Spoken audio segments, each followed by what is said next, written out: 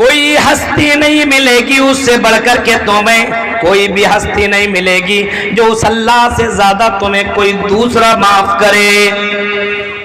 یہ قرآن کی آیت ہے جو میں نے خطبہ مسنونہ کے بعد میں نے پڑھی۔ قرآن کی آیت، اے نبی کہہ دو اگر تم اللہ سے محبت کرنا چاہتے ہو، نبی کی اطاعت، نبی سے محبت، تب اللہ تم سے محبت کرے گا۔ یعنی اللہ سے اگر جڑنا ہے تو اللہ کے رسول سے جڑیے، اللہ کے قریب جانا ہے تو اللہ کے رسول کے قریب پہلے جائیے۔ ہاں اگر تم جنت میں جانا چاہتے ہو تو اپنے منمانی عبادت کر کے جنت میں نہیں جا سکتے ہو، اگر جنت ہی میں جانا ہے تو محمد الرسول اللہ کے طریقے کو فالو کرنا ہوگا۔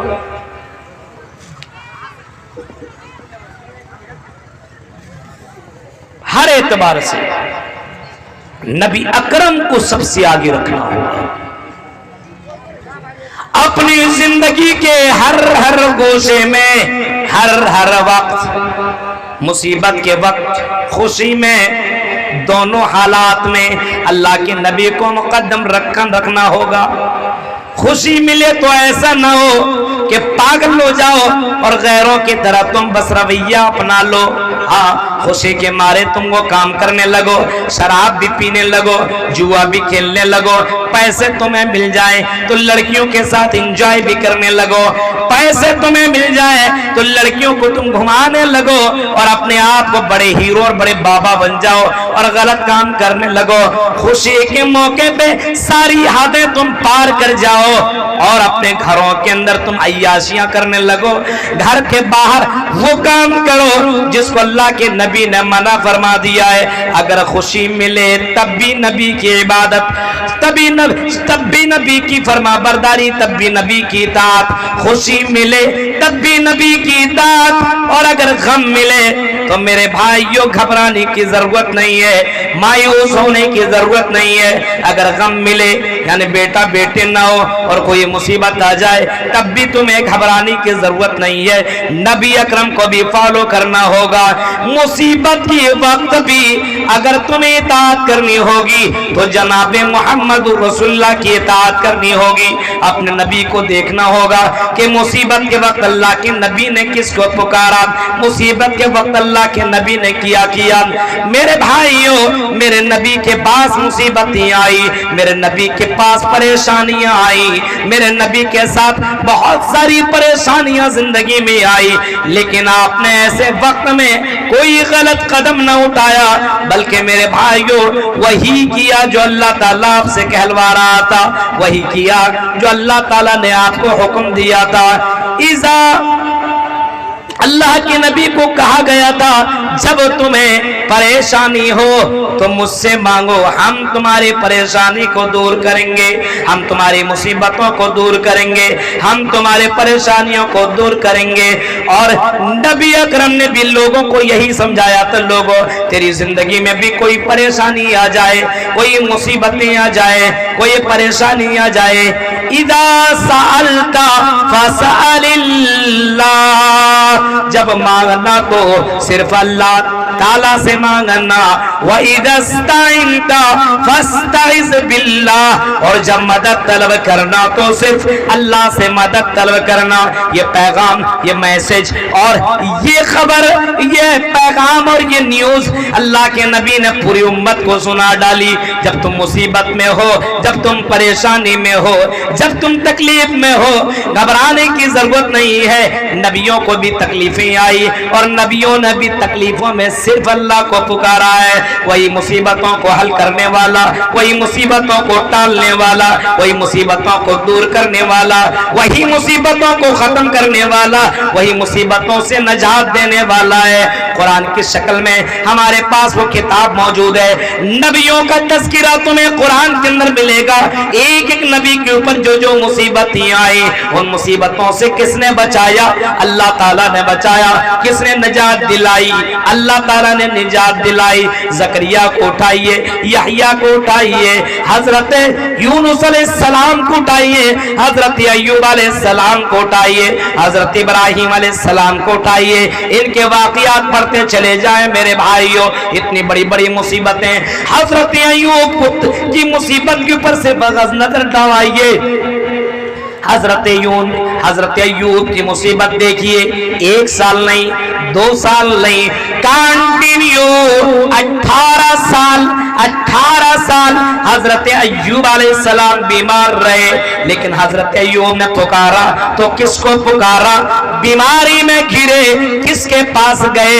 قرآن کے اندر یہ ساری واقعات موجود ہیں، ساری باتیں موجود ہیں۔ کسی بابا کے پاس نہ گئے، کسی پیر کے پاس نہ گئے، کسی مزار کے پاس نہ گئے، کسی اور جگہوں پہ نہ گئے، پکارا تو اللہ کو پکارا، مصیبت میں یاد کیا تو اللہ کو یاد کیا، اور قرآن نے بھی اس کو نوٹ کیا ہے۔ اٹھاؤ میرے بھائیوں، 17واں پارہ، 17 نمبر کے پارے کو اٹھائیے، سورہ انبیاء کی اس آیت کو اٹھائیے، انی مسنی الضر وانت ارحم الراحمین۔ آئے اللہ مجھے تکلیف پہنچی ہے اور سب سے زیادہ رحم کرنے والا تو ہے، اللہ میرے اوپر رحم فرما۔ قرآن کہتا ہے کہ 18 سال تک بیمار رہے، اور جب اللہ ہی کو پکارا تو اللہ نے اس بیماری سے نجات دی۔ آج ہم مصیبتوں میں کس کو پکار رہے ہیں؟ کسی اور کو۔ تکلیفوں میں کس کو پکارا جا رہا ہے؟ کسی اور کو۔ اللہ کی ذات کے اوپر بھروسہ ہی نہیں ہے، اللہ کی ذات کے اوپر توکل ہی نہیں ہے، محمد رسول اللہ کی اطاعت اپنی زندگی میں ہے ہی۔ اس نبی کی اطاعت کیوں نہ کریں؟ اس نبی سے محبت کیوں نہ کریں؟ اس نبی سے محبت کیوں نہ کریں جس کا چہرہ سب سے زیادہ خوبصورت، ہاں، جس کی سیرت سب سے زیادہ خوبصورت، جس کا چہرہ سیرت کے اعتبار سے اور صورت کے اعتبار سے اس کے مقابلے میں دنیا کے اندر کوئی ہستی آئی ہی نہیں، جس کا مقام سب سے زیادہ، اس نبی سے محبت کیوں نہ کریں؟ اللہ کہہ رہا ہے اسی نبی سے محبت کر، اسی نبی سے محبت کر جس نبی کو ہم نے سید الانبیاء بنا دیا، نبیوں کا سردار بنا دیا۔ اس نبی کی ہی اطاعت کر جو وشنو یش کے بیٹے ہوں گے، جو سومتی پراترواپیم، جو سومتی پیٹ سے جنم لیں گے، وشنو یش، جو وشنو یش کے بیٹے ہوں گے، وشنو یش یعنی عبداللہ کے بیٹے ہوں گے، اور سومتی پراترواپیم جو سومتی پیٹ سے جنم لیں گے، یعنی امن والی اور شانتی والی کے پیٹ سے جنم لیں گے۔ اور کہاں آئیں گے اس کی بھی وضاحت ہندو دھرم کے اندر موجود ہے۔ وہ آئیں گے شمبل گرام میں، سوتی سے جاتے وجتا، وہ شمبل گرام کے اندر آئیں گے، وہ بلد الامین کے اندر آئیں گے، وہ مکہ کے شہر کے اندر آئیں گے، اور جب اس شہر کے اندر آئیں گے سوتو سے جاتے وجتا، اور منگلچارا باہولا پاکتا وجتا، وہ منگلچار یعنی منگلچار ہوں گے، نیکیوں کے گرو ہوں گے اور برائیوں کو ختم کرنے والے ہوں گے۔ اس نبی کی اطاعت کر، اس رسول کی اطاعت کر، سومتی پراترواپیم جو سومتی ہوں گے، سومتی پراترواپیم جو سومتی کے پیٹ سے جنم لیں گے، اور شمبل گرام سوتے سے جاتے وجتا، اور شمبل گرام کے اندر جو پیدا ہوں گے، وشرن سونا جو اتنے خوبصورت ہوں گے، اتنے خوبصورت ہوں گے کہ آنکھیں دیکھتی ہی رہ جائیں گی، اتنے خوبصورت ہوں گے۔ اللہ کی قسم، واقعی محمد الرسول اللہ اور ہم سب کے نبی جناب محمد الرسول اللہ بہت ہی زیادہ خوبصورت تھے، بہت ہی زیادہ خوبصورت تھے۔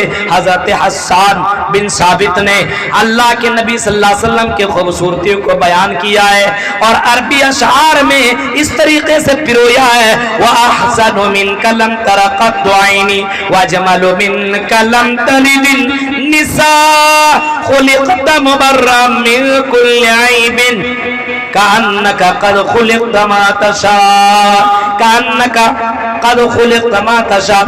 اللہ کے نبی صلی اللہ علیہ وسلم کی خوبصورتی کے بارے میں حضرت حسان بن ثابت کہتے ہیں، میں نے اتنا حسین، اتنا خوبصورت اتنا ہینڈسم چہرہ میں نے زندگی میں دیکھا ہی نہیں ہے، اتنا خوبصورت کہ دنیا کے اندر کسی عورت نے اتنا خوبصورت بچہ جنا ہی نہیں ہے۔ وَأَجْمَلُ مِنْكَ لَمْ تَلِدِ النِّسَاءُ، اتنے خوبصورت اور اتنا حسین و جمیل چہرہ کسی لڑکی نے، کسی عورت نے دنیا کے اندر جنا ہی نہیں ہے۔ نبی کی خوبصورتی کا کیا کہنا، سمجھ لو کہ نبی جیسے سوچتے جائے اور اللہ تعالیٰ ویسا بناتا گیا۔ نبی نے کہا کان ایسا ہو تو اللہ نے ویسا بنا دیا، ہاتھ ایسا ہو تو اللہ نے ویسا بنا دیا، سر ایسا ہو اللہ نے ایسا بنا دیا، ہائٹ اتنی ہو اللہ نے اتنا بنا دیا، موٹاپا اتنا ہو اللہ نے ویسا بنا دیا۔ یعنی ایک آدمی سوچتا رہے ہم ایسے ہوں ایسے ہوں ایسے ہوں ایسے ہوں،